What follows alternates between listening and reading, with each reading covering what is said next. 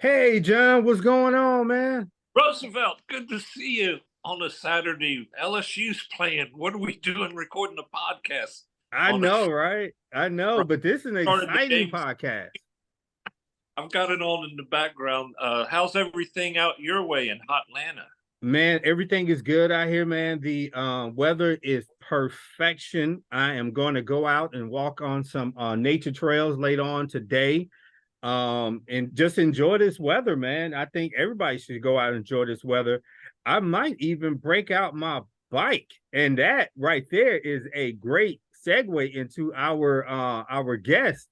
John, go ahead and introduce our guest for us. Absolutely. I was astounded, surprised, excited to see a GoFundMe for a bike shop in Allendale. So Mr. Young was behind this, and I'm just can't believe we're talking about a business in Allendale already, and we've been talking about this for a long time.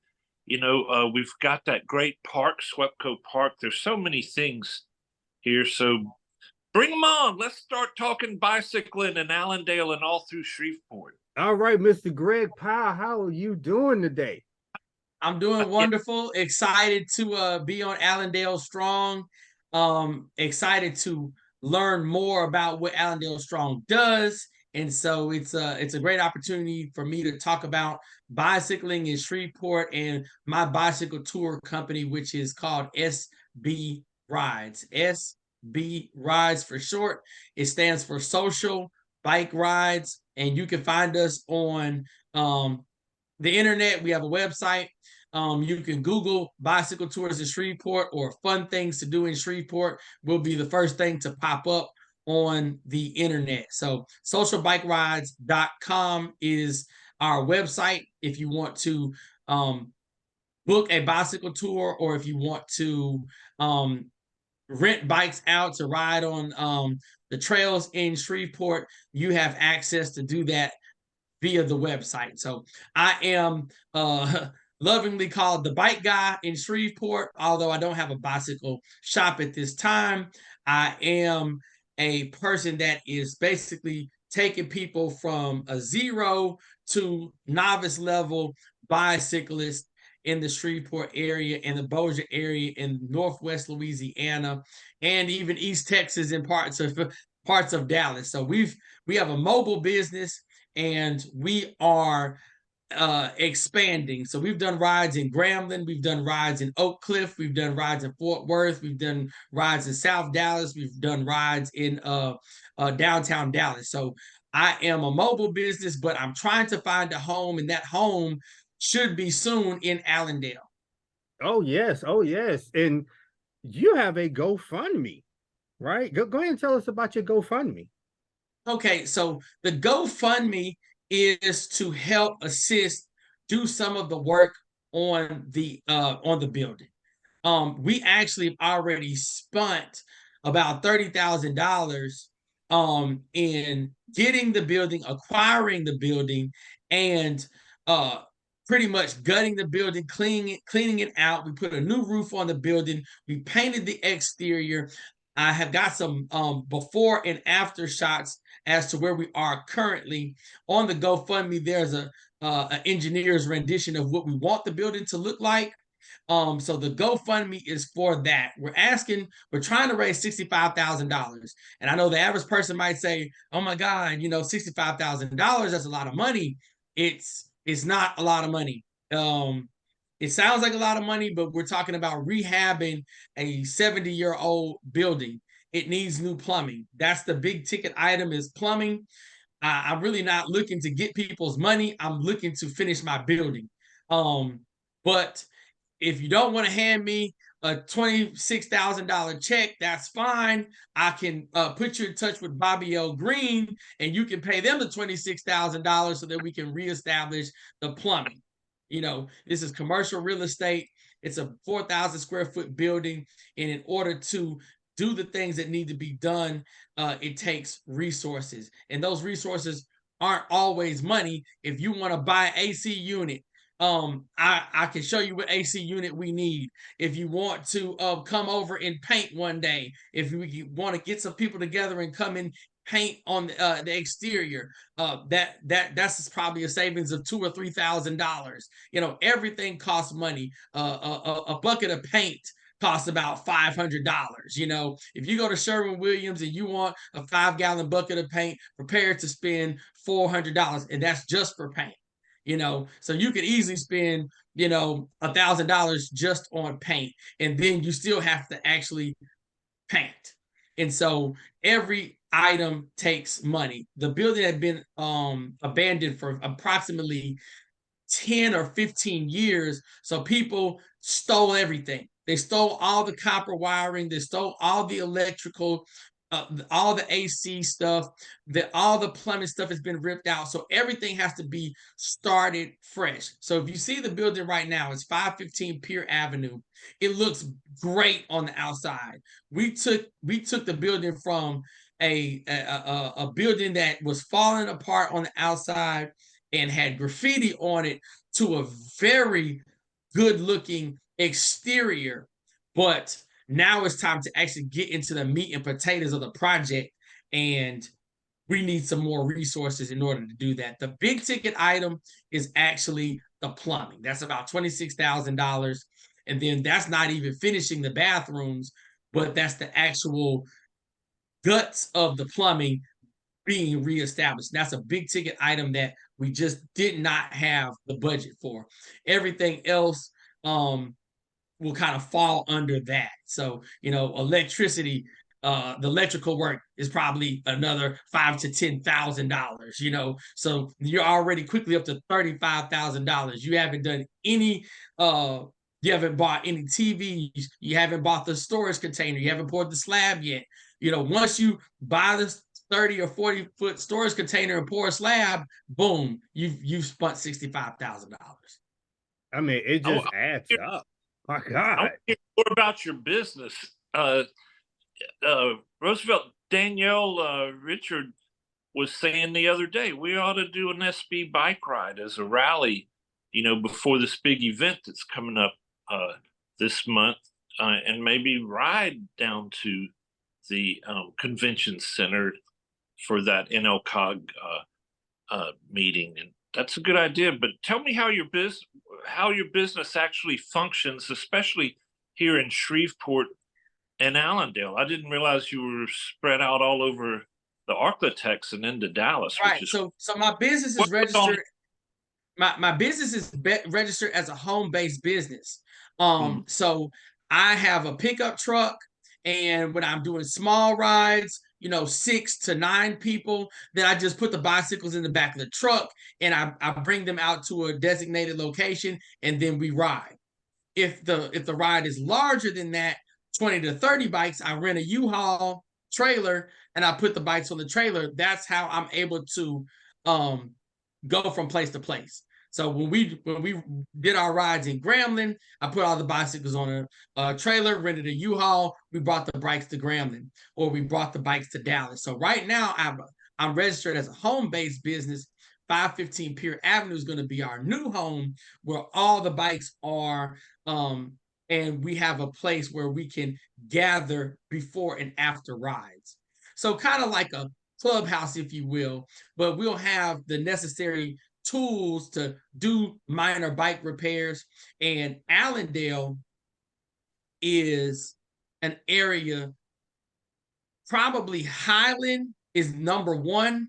And if I was to take a guess outside of Highland, number 2 would probably be Allendale in terms of people utilizing bicycles as their primary mode of transportation.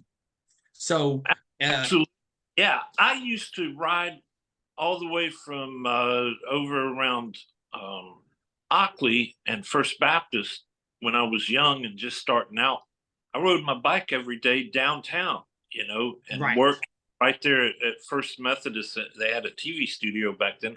Then after that job, I would coast right down the double yellow on Texas, no hands, and see if I could make it all the way, then hit them bricks and make it to the barn with the security guard, and then ride it home. And I've never felt better, really. So it's a great feeling.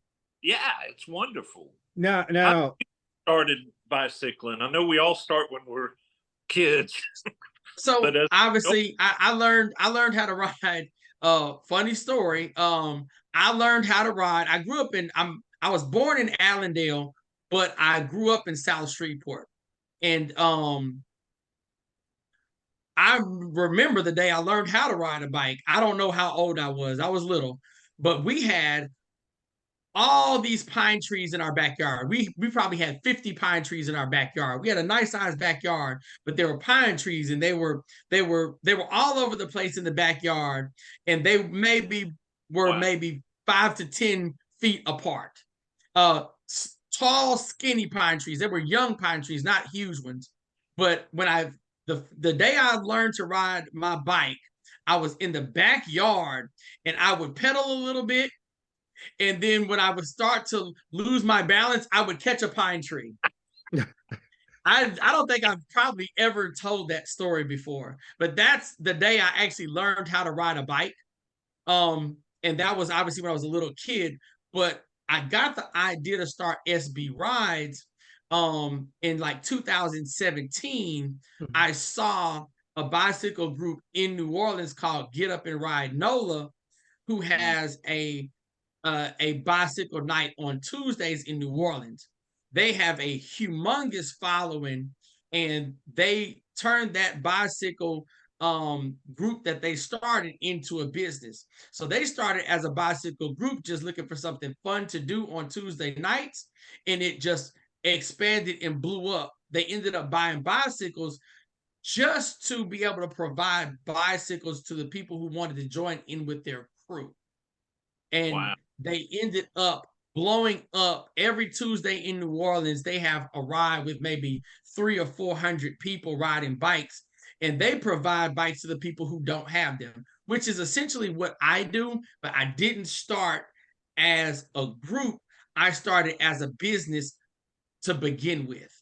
And so the dynamics of my business are a little bit different than theirs, because they started with a group of people to begin with.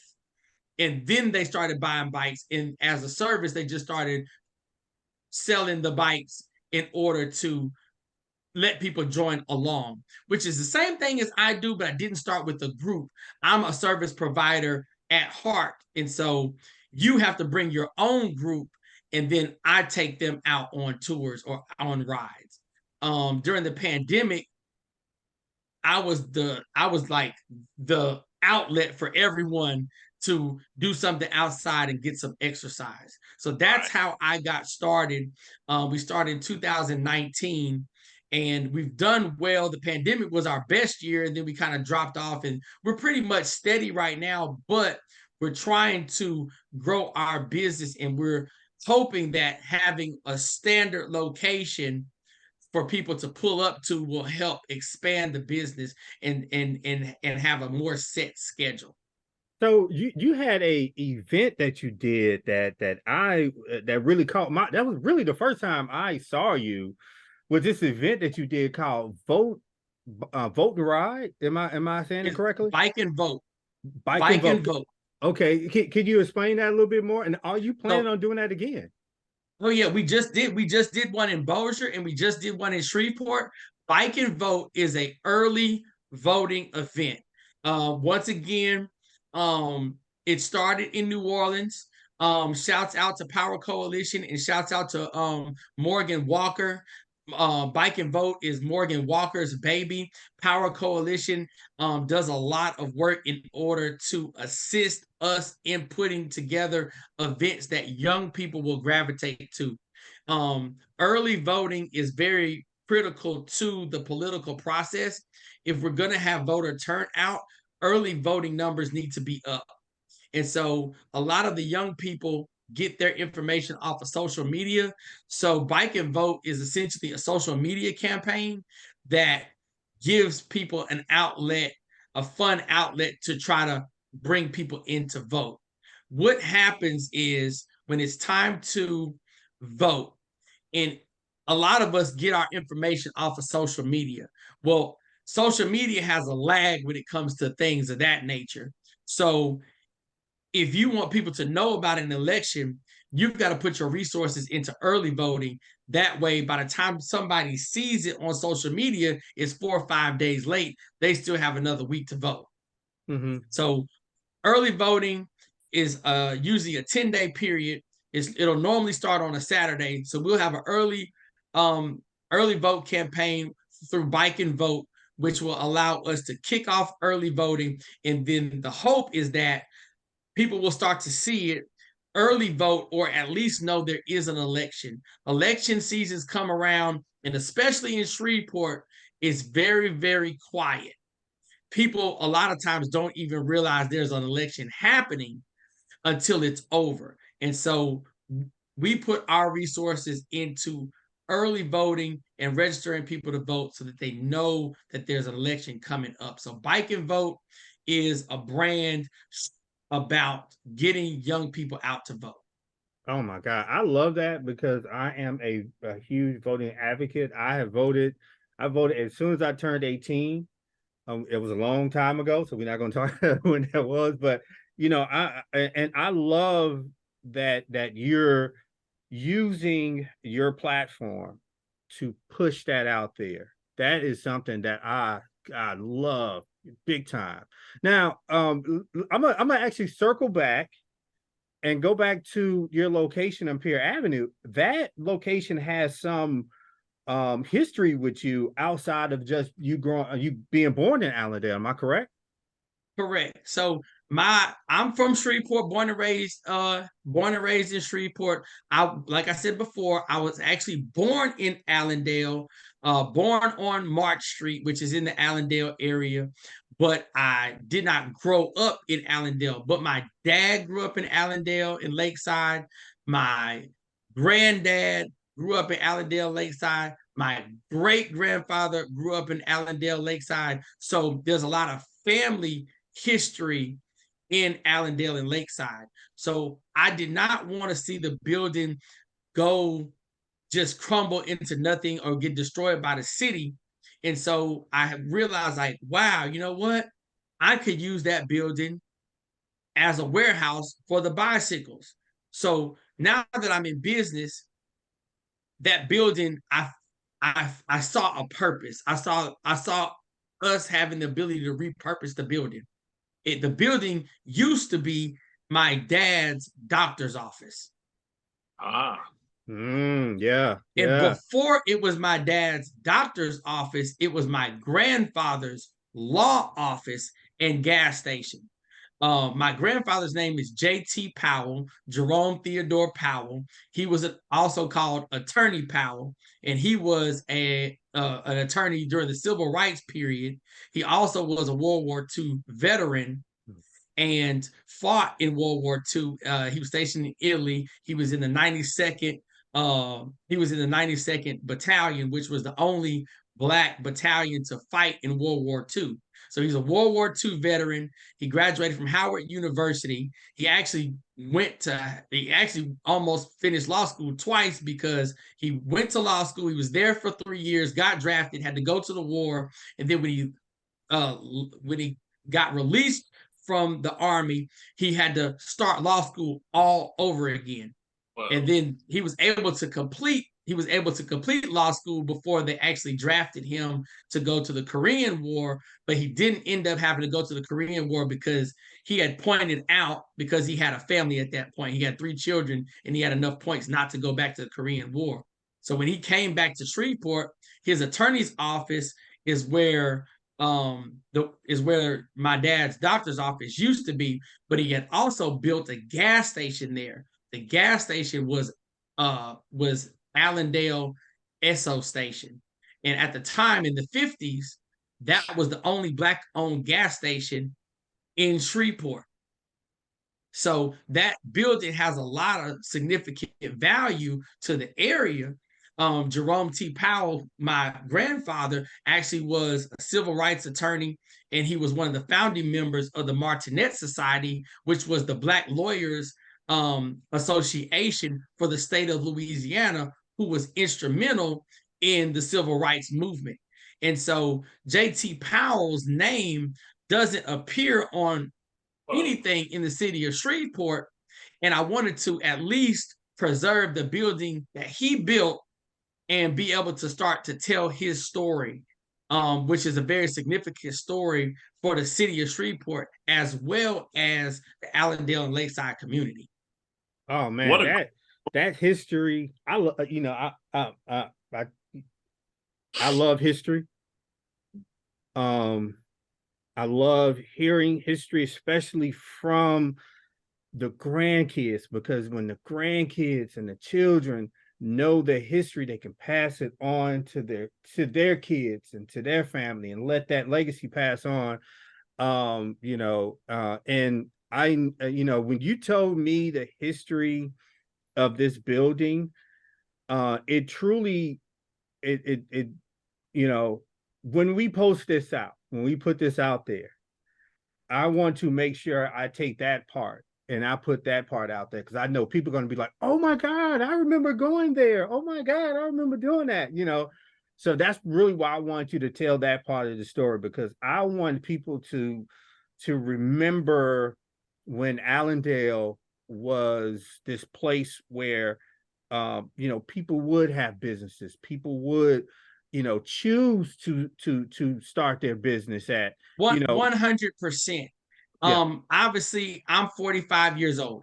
I don't remember the heyday of Allendale, but I do remember going to see my home church is Williams Memorial CME Temple, which is on Peabody Street, which is right by the police station.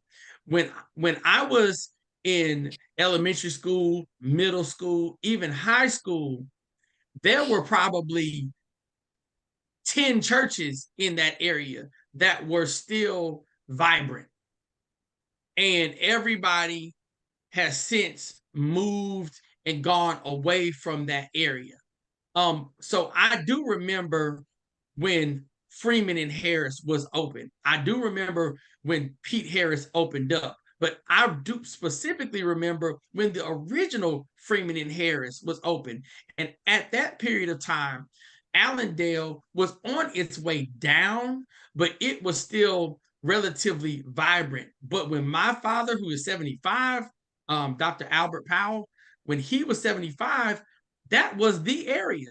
All of the businesses were on Pier Avenue, Milam Street, or Texas Avenue. That was that they talk about Tulsa, Oklahoma, and having Black Wall Street, but that was Shreveport's Black Wall Street. Absolutely. We talk about that all the time. Just look at Texas Avenue now. Since they built I-20 through there, there's buildings that haven't been touched in decades, and Highway 80, all along Highway 80, there's all those old skeletons of buildings. That's why it's so exciting to see you restoring a building. So many historic sites, as we've done our research into Allendale. There's so many historic sites, they really can't build a highway through it without taking out some of the history. And that's part of what's held it up all these decades. So, but yeah, I just love the idea of a bicycling community too, because everything we've studied says that's the future for, and for our health, It's the future. And I did not realize when I started my business how important it would be to become a part of the politics. Mm-hmm. If you don't know, when you get into business, you will become a part of politics, because everything that is being done affects businesses. If tourism isn't good, my business is affected.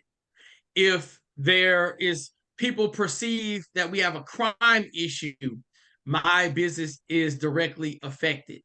And so Right. I need for our legislators, I need for our council people, I need for our political leaders to step up and engage with the people that are trying to do business, because they have a unique perspective on what the problems are.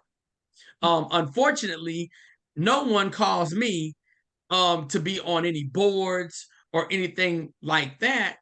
And I have a very unique perspective as to what's going on in the community and what it looks like and what it feels like.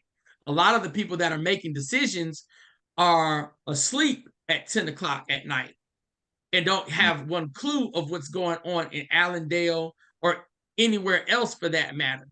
They get complaints and they get emails sometimes about what may or may not be going on, but they have no true perspective on what's going on because they aren't participating in the things that tourists like to participate in at night. Right. And so one of the things that we've got to get better at is being more inclusive on attempting to figure out what's actually needed in the city of Shreveport and the Allendale Lakeside community in downtown, because the line for downtown stops, the line for downtown encompasses parts of Allendale. Right. Yeah. Absolutely. And,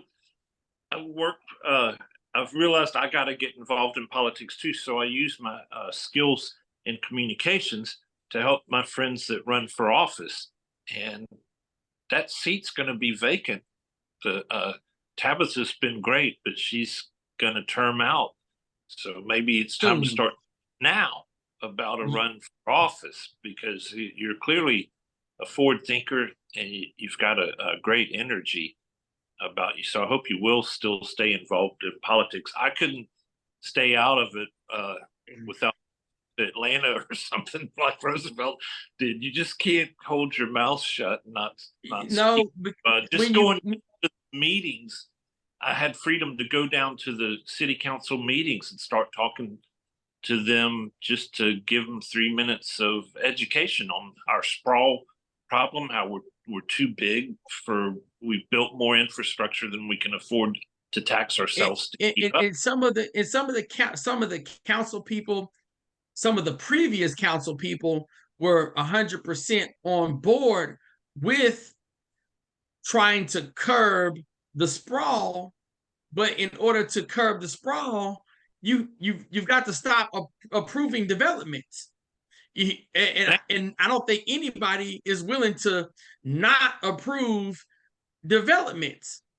I guess theoretically you have the power to not approve developments, but who's willing to do it? Because the developers have a lot of money, and that's a lot of sway, and they'll run somebody to unseat you. I mean, it's pathetic. So this is getting far afield from bike riding, but yeah, building more development out in South Town. When I heard that, I was like, what? Because we've been I mean, and we can actually segue this into bike riding, because, let's talk about some bike infrastructure. If you were in the position to make some decisions about development and bike infrastructure, what are the things would you include into the bike infrastructure around the city? Right now, Bike Shreveport, who is another bicycle organization, they're not a formal organization, but they're an informal organization that has people. That group is primarily a Highland group, but that is the group that was instrumental in getting what they call sharrows established in the Highland area. There are sharrows in other areas of the city, but the sharrows are primarily in the Highland area because that group really pushed for that. The people in Highland that push for that are recreational riders. They don't ride as their primary mode of transportation, but there's still a group of people that ride as their primary mode of transportation in Highland. So they've got two significant bicycling groups that needed to be represented, and the informal group that rides for recreation was able to do something that was beneficial for everybody in the Highland area, which affects everyone in Shreveport.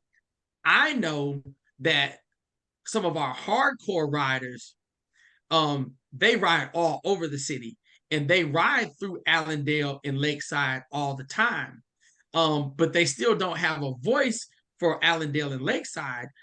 Hopefully, going forward, especially as we establish the building, we'll be able to create some unique biking infrastructure for Allendale and Lakeside, which is well traveled as a primary mode of transportation. But we also need to be looking at how we're utilizing, how we're maintaining, how we're keeping up with the bicycle trail, or the multi-use trail on Clyde Fayette Parkway.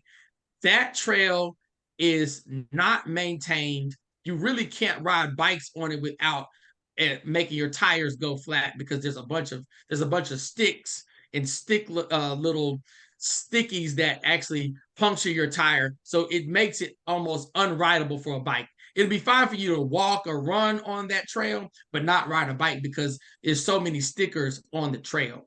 So that trail is not maintained.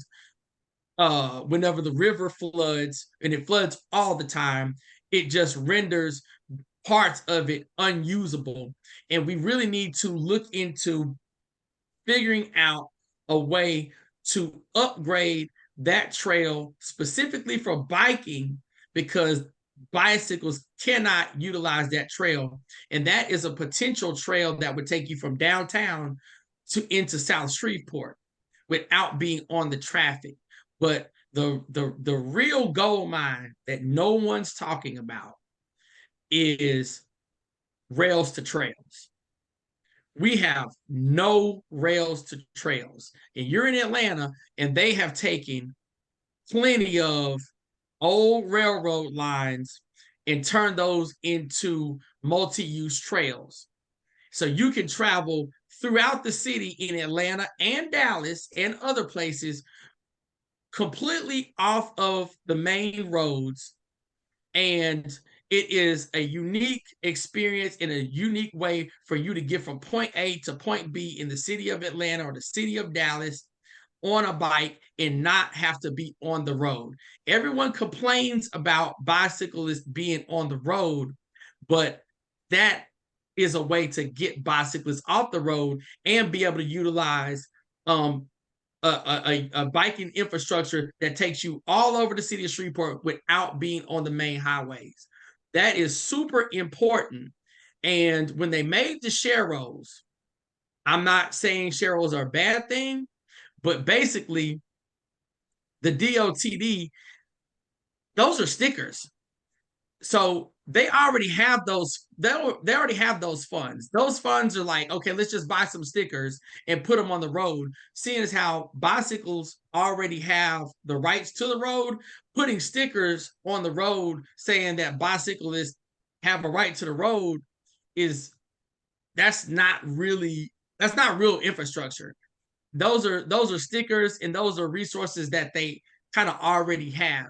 There are resources out there to turn rails to trails, but we don't have anyone at the city level looking into it.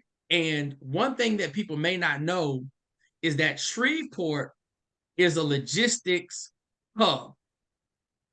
When we have a waterway that flows out into the Mississippi River, Shreveport became a industrial city because of the river and its access to the Mississippi and the rail.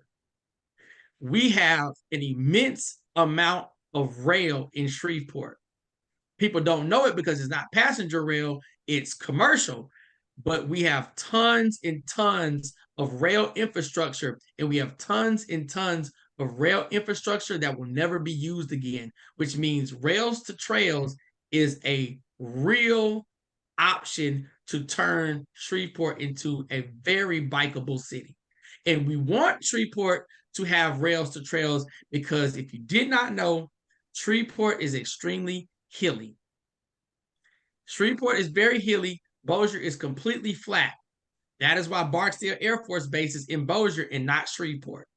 And so we want to create safe biking infrastructure off the streets where people can navigate and manage the hills and the elevations of Shreveport and Bossier without having to fight vehicle traffic.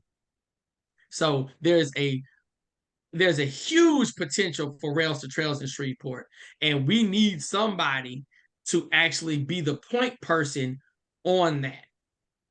Man, I think Chicago just did something like that, and it's become like the most popular part, basically, you know, because people from all over the city can go hit that trail and then interact with each other. And it's and they can go from one part of town to the next. Right. And it's the kind of stuff we don't have here that young people are looking for when they start looking for another city and our out migration. You could potentially, and I've mapped out some of these trails, but you could potentially go from Cherokee Park to Cedar Grove, and you could go from downtown into Allendale and Lakeside completely off the road. Right. So I've mapped out. I did the same thing because you see I'm over here smiling, right? Yeah. I did the exact same thing. Right now, you can if you use the old railroad trails that not using anymore, you can go from Clive Fant Parkway to up into Allendale, over the railroad trestle that is still over in Allendale, into Swebco Park. Take Swebco Park, and it's another railroad trestle that's connected over 12 Mile Bayou. That is connected to the Cherokee Park. Yeah. There you go, Cherokee Park. And it also, and it's another thing that they do in other places, they use the levees, right? They have levee trails. There's a levee. The levee connects the Red River all the way to Caddo Lake. Can you imagine the rail trails, like you just said? We could have an amazing, and people actually travel over this sort of thing. And this is where I kind of go back to the politics. If you don't agree with casinos, that's fine. You don't have to go to a casino. Other people do. These are the tourism dollars that Shreveport and the state of Louisiana needs, right? You may not agree with recreational marijuana. That's fine. Other people do. Massive amounts of people do. People are going to travel over bike lanes. They're going to travel over casinos. They're going to travel over recreational marijuana. People are going to travel over fishing and canoeing and kayaking. So the fact that you don't like to do those things doesn't mean we don't need those things, because these are the things that draw people in. We need these things. And so we need to be progressive, and we need to be highlighting the things that we have that other places don't have, because that's what people travel over. And traveling means tourism. Tourism means dollars. That's one of the big issues with our area is we have a lack of dollars. We have a lack of resources, and we need those resources, and we need to start doing things that are going to help us get more resources in. It's not always about spending money, but it's about what can we do to bring money into our city. Yeah, definitely. Now, we had a conversation offline, and we talked about involving the neighborhood, involving the people in the neighborhood. But one of the biggest things we talked about was involving the schools, right? I grew up in Allendale Lakeside. I went to Booker T. I have family up in that went to Green Oaks. My brothers, they went to Captain Shreve. And we have a lot of people that talk to our kids about starting businesses, but we really don't have, we really, well, you know something, I'm gonna let you get into it. And the entrepreneurship in the schools, what do you think about it? And what are your ideas about introducing that those classes into schools? Well, we did speak online my business is in Allendale. And so I need for Allendale to thrive. I need downtown Shreveport to thrive. I did not start this business for me. I started this business to be a service to others.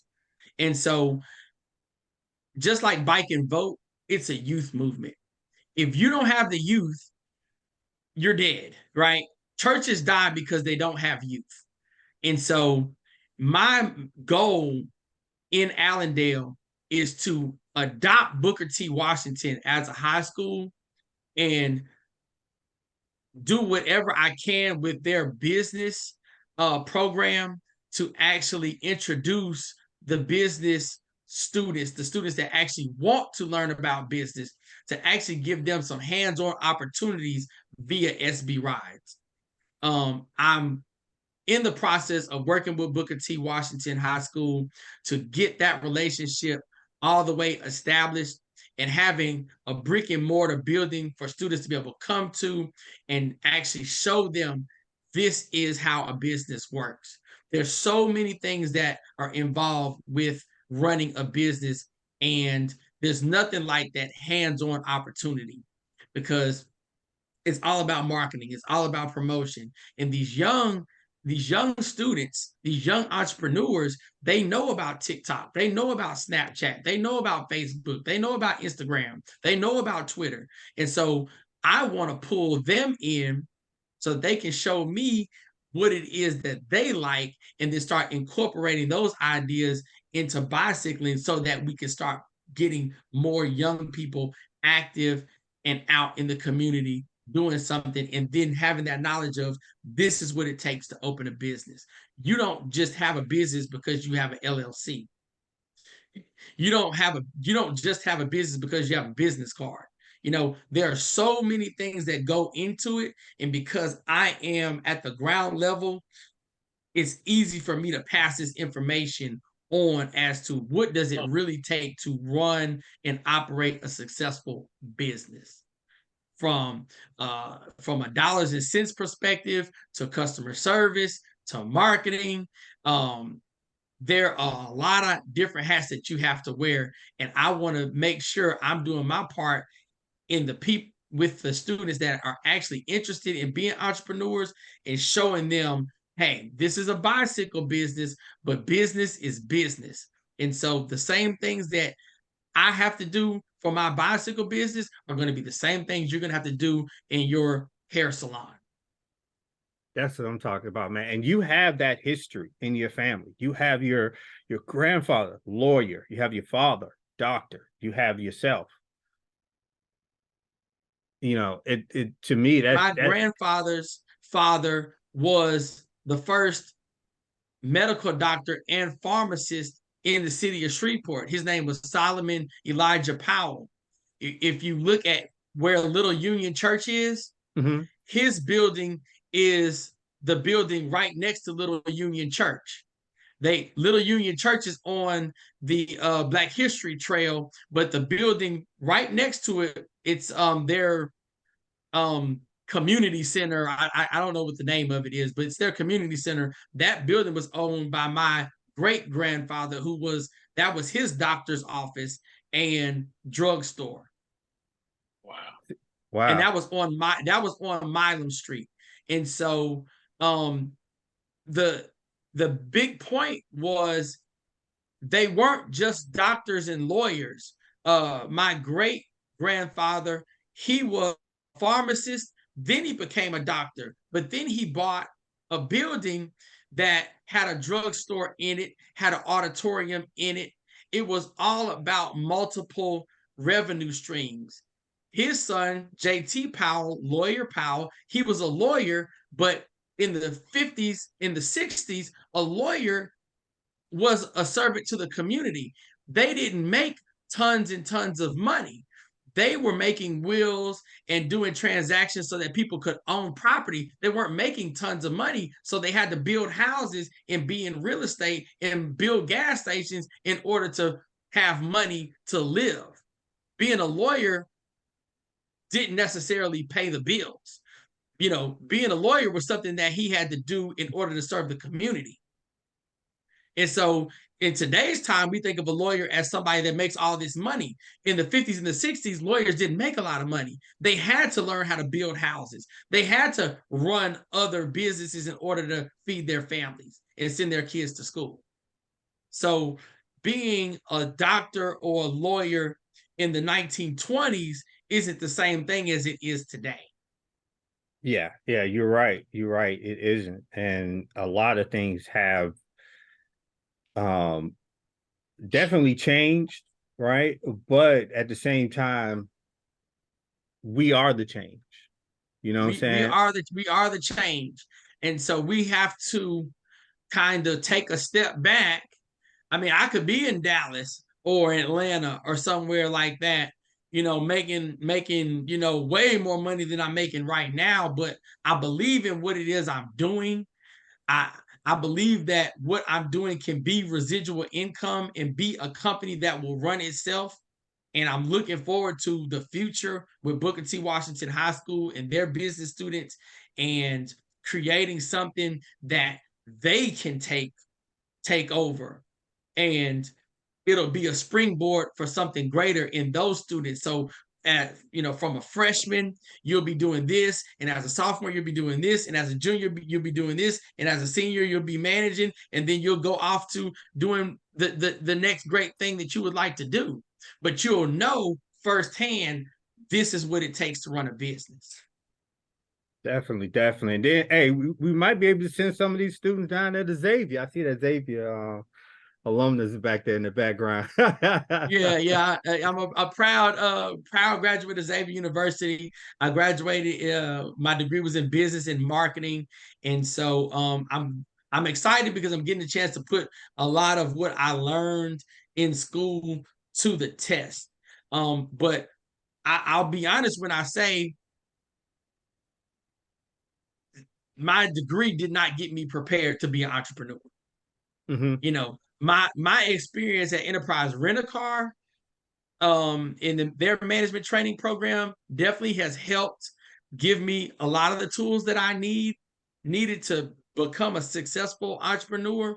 But there are a lot of things that you need to know when you're trying to be an entrepreneur and run your own business. And when you have a business that you want to be a corporation, like I have a business right now, it's basically another job. But the goal is not for it to be a business, which is something that you got to go see every day, and it doesn't make any money if you're not answering the phone, but go from a business to a company, something that makes money without my intervention. So my goal is to have a company that runs and makes money without my intervention. And so the things that I'm doing, the things that we're doing are to achieve that as a goal. Got you. And I love it. And Well, when we talk about Allendale Strong, this is how a business can potentially affect the community, because my business will eventually employ some young people, and then those young people will be able to make some money, and then they'll be able to buy a house, and they'll be able to buy a car, and we'll be able to sell bicycles all over the world. We'll be able to sell e-bikes and sell e-bikes that are going to other places, not just being sold in Shreveport, where we're actually getting dollars from outside of Shreveport that are going to get spent in Shreveport. And so that's why we have to have businesses, and we have to have businesses that aren't just catering to the citizens here in Shreveport, but they have a component that's going to be able to reach outside of Shreveport and Bossier. The sky's the limit right now, because we could easily start building our own bicycles, and then those bicycles will ship all over the place. This is just really the beginning. Oh yeah. And I'm happy that we are a part of the beginning, and we want to put SB Rides out there. So we're going to make sure that, when we put this up on YouTube, that we have all of your links to the GoFundMe, to your website, to your YouTube page. We want to make sure that we push SB Rides out there and let everybody know to be a part of the movement now. let's jump in the front, right? So you won't be left out, right? So Right. thank you for coming and talking to us today, Mr. Powell. I am, me and you clicked on the phone, right? And I want to have you on a little bit more and ask you some questions, and we really want to push your movement, right? Because Allendale Strong is all about you know we're all about the growth of Allendale. In the end, with Right. all things equal, we're all about the growth of Allendale. We want Allendale to grow and be the place that everybody wants to be at, right? So that's why we want to make sure that we put SB rides out there, and we also, the ideas that you have are just, you're looking for pushing Shreveport forward also. So Allendale Right. Strong really wants to be a part of that. So Right. And thank it you for comes coming to from talk to us. Go ahead. and it comes from having it comes from having an actual concrete vision. That building sat there for 15 years, right? And there was no reason for me to ever acquire the building until I knew or had some idea what I could actually do with the building. You know, I've been trying to get my hands on that building for years, but it clicked. Boom. They have a shop. It was a shop already. The shop was doing what? The shop was servicing people's mode of transportation. So I'm in the transportation business. So I've got an old family owned property that service people's modes of transportation. That's all we're doing. And so there's another last little bit. Um they're looking for potential EV infrastructure. And that location is a perfect space for the new EV infrastructure. But once again, we need our partners from SWEPCO to come on down and say, yes, we want that to happen. You got trillions of dollars. Where's the investment? Let's make this historic building a EV hub. All we've got to do is put the electric charging stations in.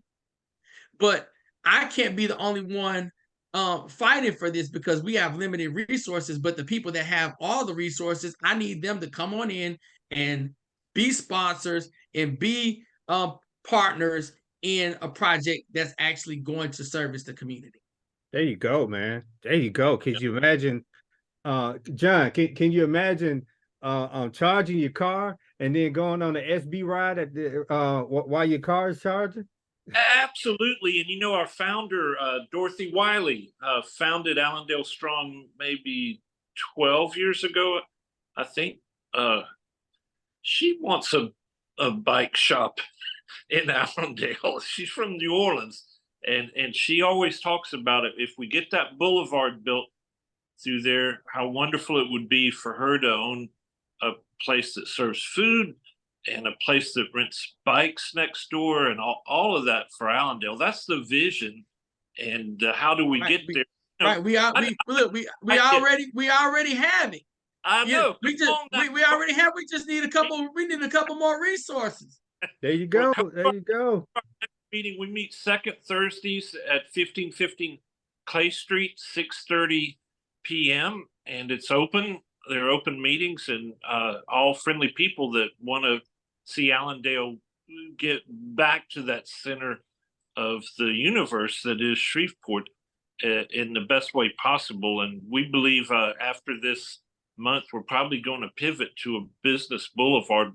We got more things on our plate than we could focus on at once, and a business boulevard would foster that community of buildings that become businesses that spark growth. But yeah, you come from a great family, amazing history, one of the finest families in Shreveport. That's a great story. I can't believe it, and you're doing your family proud by carrying on that tradition at that spot. So I want to help you I'm gonna go back to your GoFundMe and kick in their donations.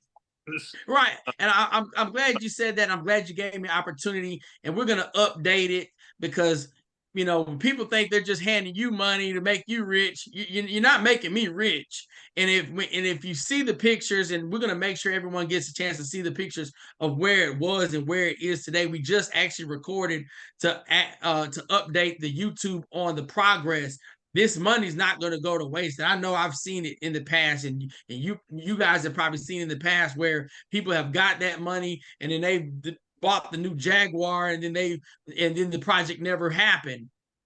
And I understand people have been burnt in the past, but we've already spent $30,000 turning this building from nothing into something. It looks great on the outside. We just got to get the inside straightened out now. Well, you're a business student.